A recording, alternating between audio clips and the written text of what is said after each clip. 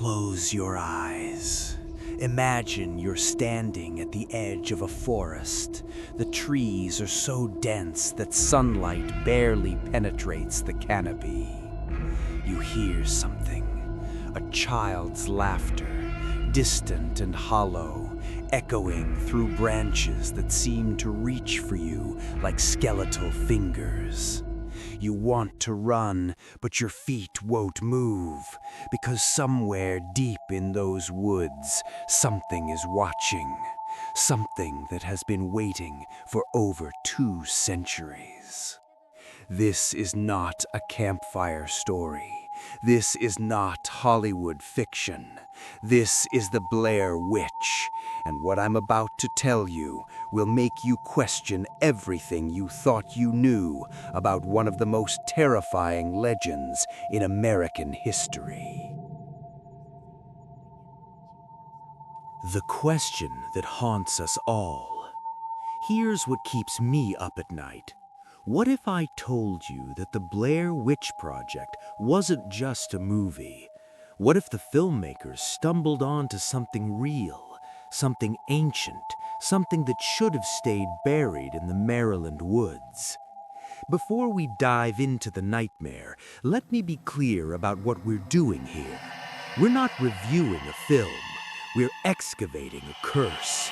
We're following a trail of blood, terror, and disappearances that stretches back almost 250 years. And fair warning, once you know the full story, you'll never look at the woods the same way again. 1785, where evil takes root. Our story begins in the winter of 1785, in a place that no longer exists on any map, the township of Blair, Maryland. Picture this, a collection of crude wooden homes, smoke rising from chimneys, snow falling on dirt roads. This was frontier America, where survival meant trusting your neighbors and fearing anything or anyone different. Enter Elly Kedward. She was an Irish immigrant, a woman alone in a community that valued conformity above all else. The townspeople whispered about her. She lived on the outskirts. She spoke strangely. She kept to herself. And then the children started talking. They claimed Elly was inviting them to her cottage. They said she was drawing their blood, performing dark rituals, speaking in tongues that made the air itself feel cold.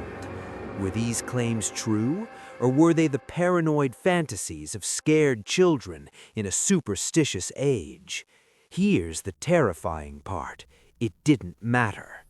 In February 1786, during one of the harshest winters Maryland had ever seen, the townspeople of Blair held a trial.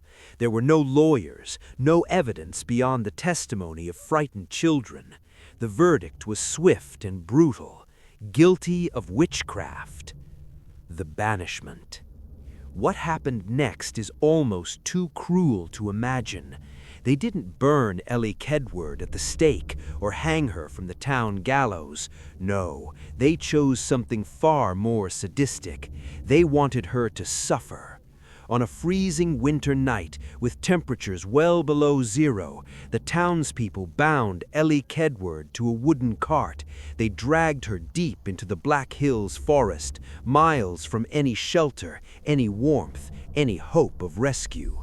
They tied her to a tree and left her there, alone in the darkness, in the snow, to die slowly from exposure. Try to imagine her last hours, the bitter cold seeping into her bones, the howling wind, the absolute certainty that she would die alone in those woods, abandoned by the very people she had lived among. The rage she must have felt, the desire for vengeance. They say that when you die in extreme trauma, something of you stays behind, something angry, something that remembers. 1786, the curse awakens. For 1 year, Blair was quiet. The townspeople went about their lives, probably convinced they'd done the right thing, that they'd protected their children from evil. They had no idea what was coming. Then, in the winter of 1786, exactly 1 year after Elly Kedward's banishment, the disappearances began. It started with the children, not all of them. That would have been too obvious, just half. They vanished from their beds in the night. No screams, no struggles, no bodies. One morning they were there, the next morning they were gone, as if the earth had swallowed them whole. But the children weren't the only ones who disappeared. Every single person who had accused Elly Kedward, every adult who had testified against her, every person who had dragged her into those woods, they vanished too, completely, without a trace. The remaining villagers knew in their bones what had happened. Elly Kedward had not died alone in those woods. She had become something else, something vengeful, something that would never forgive. In absolute terror, the survivors abandoned Blair. They fled in the middle of the night, scattering to neighboring towns and distant states. Before they left, they made a pact. They would never speak Elly Kedward's name again. They would never tell anyone what they had done. They would let Blair become a ghost town and pray that the curse would die with it. For nearly 40 years, the land where Blair once stood remained empty. No one would settle there. Travelers avoided the area. The Black Hills forest became a place of whispers and warnings, a dead zone where something terrible had happened, something that still echoed in the wind. 40 years is a long time. Long enough for people to forget. Long enough for the old warnings to fade into folklore. Long enough for new settlers to look at fertile land and see opportunity instead of danger. In 1824, a new town was established on the exact same land where Blair once stood. They called it Burkittsville. The founders were German immigrants who knew nothing of the area's dark history. They built homes, churches, schools. They raised families. They thought they were starting fresh. But the woods remembered. The woods always remember. For decades, Burkittsville thrived. Perhaps the curse had truly died with the last of Blair's residents. Perhaps Elly Kedward's spirit had finally found peace. Perhaps the nightmare was over. And then came 1886. The Robin Weaver incident. Children don't lie. Robin Weaver was 8 years old when she disappeared into the Black Hills forest in November 1886. She had been playing near the tree line when she simply vanished. The entire town mobilized. Search parties combed the woods, calling her name, desperately hoping to find her before the November cold did. Robin returned 1 week later. She walked out of the forest on her own, disheveled but unharmed, with a story that made grown men's blood run cold. She said she had met an old woman in the woods, a woman who floated above the ground, whose feet never touched the earth, a woman who had taken her to a house that Robin could never quite describe, a place that seemed to exist and not exist at the same time. The adults tried to dismiss it as the imagination of a traumatized child. Children get lost, they reasoned. They get confused. They make up stories to cope with fear. But then the search party didn't come back. 5 men had gone deeper into the forest than the others, following a trail they thought might lead to Robin. When they didn't return by nightfall, a second search party was sent to find them. What they discovered at a place now known as Coffin Rock would become legend. Coffin Rock, the massacre. The bodies of all 5 men were found at the base of a large rock formation, but they weren't just dead, they had been arranged. Their bodies were bound together at the wrists and ankles, forming a grotesque circle. They had been disemboweled, their organs carefully removed and placed in the center of the circle. No animal does this. No human could have overpowered 5 grown men without a struggle. And yet there was no sign of a fight, no defensive wounds. It was as if they had stood there willingly and let it happen. The positioning of the bodies matched ancient Celtic ritual sacrifice.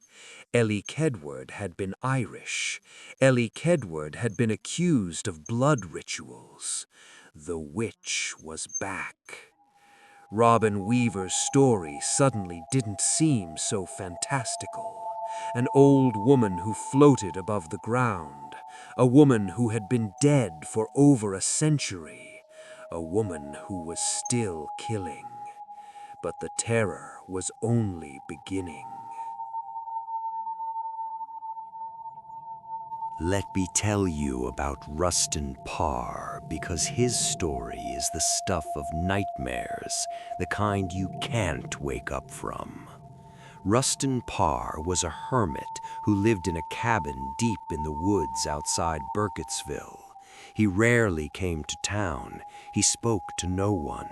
He was simply another strange recluse that rural communities often produce. Harmless, people thought, just odd. Then, in November 1940, children started disappearing. Over the course of 8 months, 7 children vanished from Burkittsville and the surrounding area. Massive search efforts found nothing. No bodies, no clues, just empty bedrooms and grieving families. And then one day in May 1941, Rustin Parr walked into the town market, covered in dirt, his eyes hollow and distant. He approached the counter and spoke 4 words that would become infamous. "I'm finally finished." When authorities arrived at Parr's cabin, they made a discovery that would haunt them for the rest of their lives. In the cellar, buried in shallow graves, were the bodies of 7 children. They had been tortured, mutilated, arranged in specific patterns. But there was an 8th child.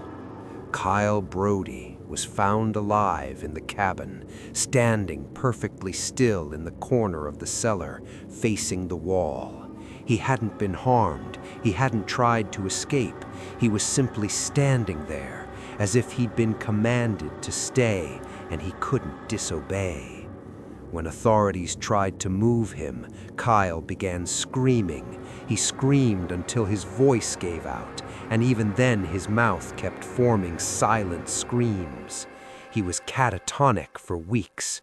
When he finally spoke, his story was impossible and terrifying in equal measure. Kyle said Rustin Parr would bring children to the cabin in pairs. Parr would take one child into another room. The other child, Kyle included, would be made to stand in the corner, facing the wall, absolutely silent, while Parr did unspeakable things to their companion. But here's what broke Kyle's mind. He said the witch made them do it. The confession that changed everything. During his trial, Rustin Parr confessed to everything. He described the murders in horrific detail. He showed no remorse, but he also claimed he had no choice. Parr said that for months before the first disappearances, he had heard a voice in the woods, an old woman's voice, commanding him, compelling him. At first, he tried to resist. He stopped going into the forest. He locked his doors at night. But the voice got inside his head. It told him what to do. It forced his hands to move. It made him bring the children to the cabin. It made them stand in the corner facing the wall so they wouldn't see what was coming. And then it made him kill them. Parr described the witch in detail, an elderly woman in 18th century clothing, with skin like parchment and eyes that were completely black. She would appear in his cabin at night, floating inches above the floor, and whisper instructions. When he tried to refuse, he said his body would move on its own, puppeted by her will. The court didn't believe him, of course. Possession wasn't a legal defense. Rustin Parr was convicted and sentenced to death by hanging. He was executed in 1941. But as the noose was placed around his neck, Parr's last words were chilling. "She's still in the woods. She's still waiting." For over 50 years after Rustin Parr's execution, the Blair Witch legend faded back into obscurity. It became a local ghost story, something parents told to keep their children from wandering too deep into the forest. Life in Burkittsville returned to normal until October 1994. Three student filmmakers from Montgomery College, Heather Donahue, Joshua Leonard, and Michael Williams, decided to make a documentary about the Blair Witch legend for a class project. They packed cameras, camping gear, and a naive confidence that they were documenting folklore, not walking into a trap. They interviewed locals, they visited Coffin Rock, they hiked deep into the Black Hills forest, following the same paths that had claimed so many others. They were never seen again. The footage that terrified the world. In October 1995, 1 year after the students disappeared, their footage was discovered. The film canisters were found buried near the foundation of Rustin Parr's cabin, which had long since been destroyed. When the footage was developed and watched, it showed something that no one was prepared for: the last 5 days of Heather, Josh, and Mike's lives, recorded in excruciating, terrifying detail. The footage showed them getting lost, hearing strange sounds at night, finding stick figures hanging from trees, the same symbols found at Coffin Rock. Their tent being attacked by something they couldn't see, Josh disappearing, Heather and Mike finding a house that shouldn't exist, charging into a basement, and then the final shot. Mike standing in a corner, facing the wall. Just like Kyle Brody, just like the children Rustin Parr had taken. And then the camera drops, Heather screams, and the footage ends. When fiction and reality blur. When the Blair Witch Project was released in 1999, audiences didn't know what to believe. The marketing was revolutionary. The filmmakers created fake police reports, missing person posters, news articles, and documentary footage, all suggesting this was real. They listed the 3 actors as missing, presumed dead on IMDb. Millions of people believed they were watching actual found footage. They thought Heather, Josh, and Mike had really died in those woods. They thought the Blair Witch was real. And here's the question that still haunts me. What if they were right? Separating fact from fiction. Let me be honest with you, because you deserve the truth. The story I've just told you is a masterwork of fiction. The filmmakers created an entire mythology. Elly Kedward, the disappearances in 1786, Robin Weaver, Rustin Parr, all of it was fabricated. There are no historical records supporting these events. The found footage was a brilliant piece of filmmaking, not documentary evidence. The genius of the Blair Witch Project was that it felt real because it tapped into something that is real, our primal fear of the unknown. But before you breathe a sigh of relief, let me tell you what is real. The real horror behind the legend. Burkittsville is a real town. The Black Hills Forest is real. Coffin Rock is a real landmark, and the region has a genuine, documented history that's almost as disturbing as the fiction.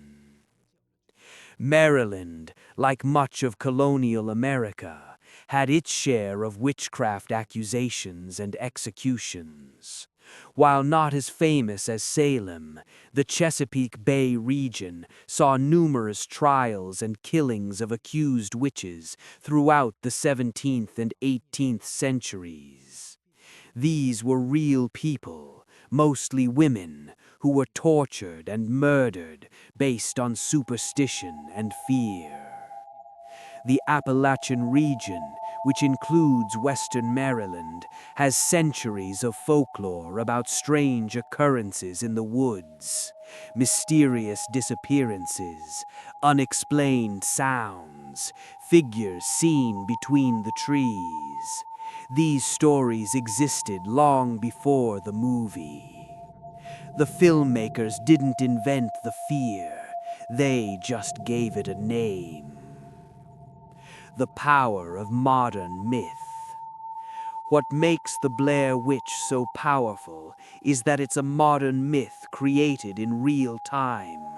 The filmmakers took real anxieties, our fear of getting lost, of being watched, of dying alone in the wilderness, and wove them into a narrative so compelling that it became real to millions of people. Even today, 25 years after the film's release, people still visit Burkittsville looking for the Blair Witch. They still hike into the Black Hills Forest, hoping to find Rustin Parr's cabin, or the stick figures, or some evidence that validates their belief in the legend. The residents of Burkittsville will tell you the real curse isn't supernatural. It's the endless stream of trespassers, the stolen street signs, the invasion of their quiet town by people chasing a ghost that never existed. But what if? Here's where I'm going to leave you with something uncomfortable. While the specific story of the Blair Witch is fiction, the questions it raises are very real. What happens to extreme trauma? Does it leave an imprint? When someone dies in absolute terror and rage, does some echo of that remain? Why do certain places feel wrong? Why do some forests feel like they're watching you? Why do rational people report seeing things they can't explain? And perhaps most disturbing, if you went into the Black Hills Forest right now, if you hiked deep enough that you couldn't hear the road anymore, if you camped there overnight, what would you experience? The true story of the Blair Witch isn't about a vengeful spirit named Elly Kedward. It's about the power of storytelling. It's proof that in our modern, rational, scientific world, we still crave mystery. We still want to believe that there are dark corners where logic doesn't reach. we still gather around campfires or YouTube videos to scare ourselves with tales of the unknown.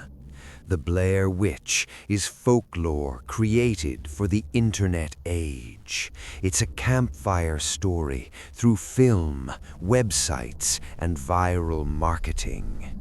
And it worked so well that the legend has taken on a life of its own, becoming as real as any ghost story passed down through generations. Your turn. So I'll ask you again, is there something truly supernatural in the woods near Burkittsville? Or is the real horror the fact that a well-crafted story can make millions of people believe in something that never happened? Maybe the scariest part is that we want it to be real. We want there to be something in those woods, because the alternative, that the universe is random and indifferent, is somehow more terrifying than any witch could ever be. The curse isn't in the woods. The curse is in the story. And now that you've heard it, now that it's in your mind, you're part of it too. Tonight, when you're lying in bed in the dark and you hear a sound you can't quite identify, you'll think about the Blair Witch. You'll think about stick figures hanging in trees. You'll think about children standing in corners facing the wall. And you'll wonder, what if they were right? What if she's real? What if she's waiting? The woods are always there. The darkness is always waiting. And somewhere, in some forgotten corner of Maryland, the trees still remember what happened there. Sweet dreams. If this deep dive into terror kept you up at night, make sure you like this video, subscribe to the channel, and hit that notification bell.